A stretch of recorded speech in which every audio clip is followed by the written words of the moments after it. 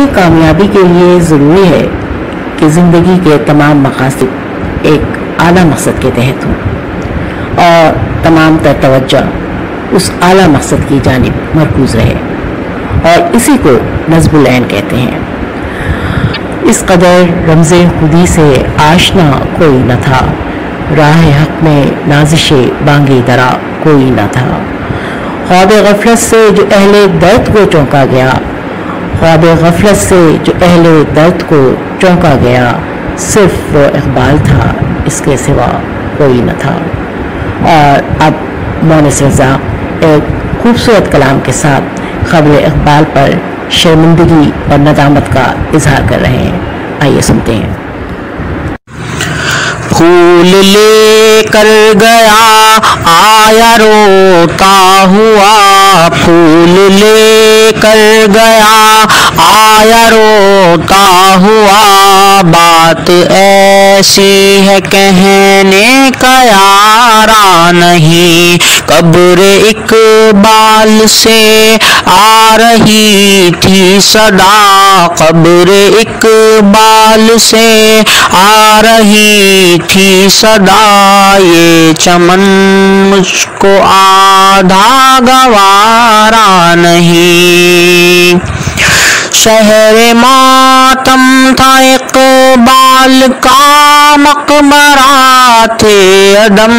کے مسافر بھی آئے ہوئے، خون میں لت پت کھڑے تھے لیاقت علی، روح قائد بھی سر کو جھکائے ہوئے، شہر ماتم تھا اقبال کا مقبرہ، تھے عدم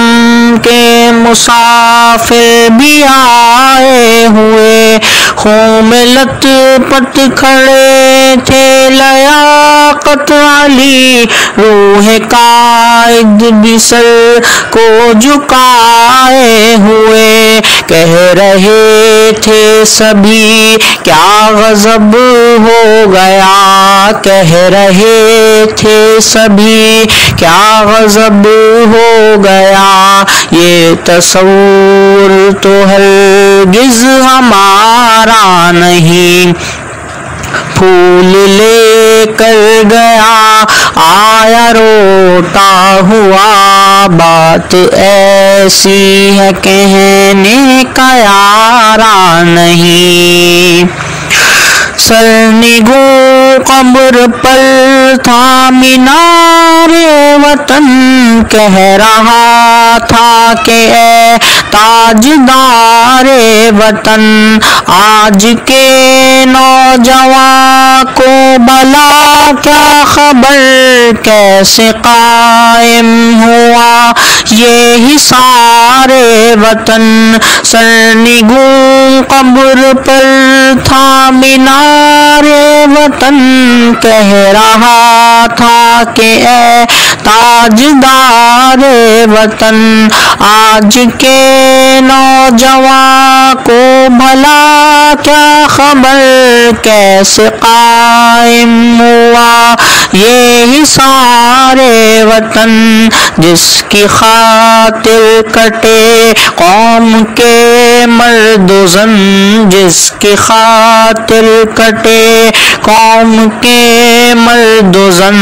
ان کی تصویر ہے یہ مینارہ نہیں، پھول لے کر گیا آیا روتا ہوا، بات ایسی ہے کہنے کا یارا نہیں،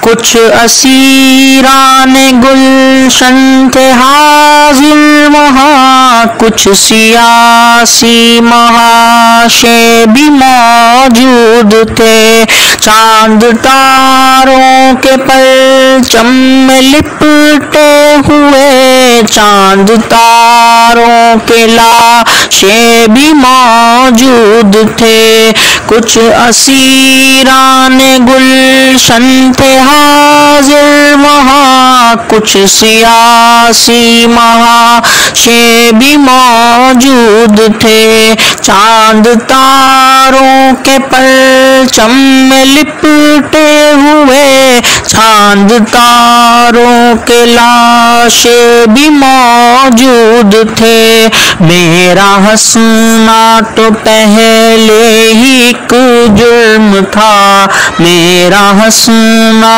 تو پہلے ہی ایک جرم تھا، میرا رونا بھی ان کو گوارا نہیں، قبر اقبال سے آ رہی تھی صدا، قبر اقبال سے آ رہی تھی صدا، یہ چمن مجھ کو آدھا گوارا نہیں۔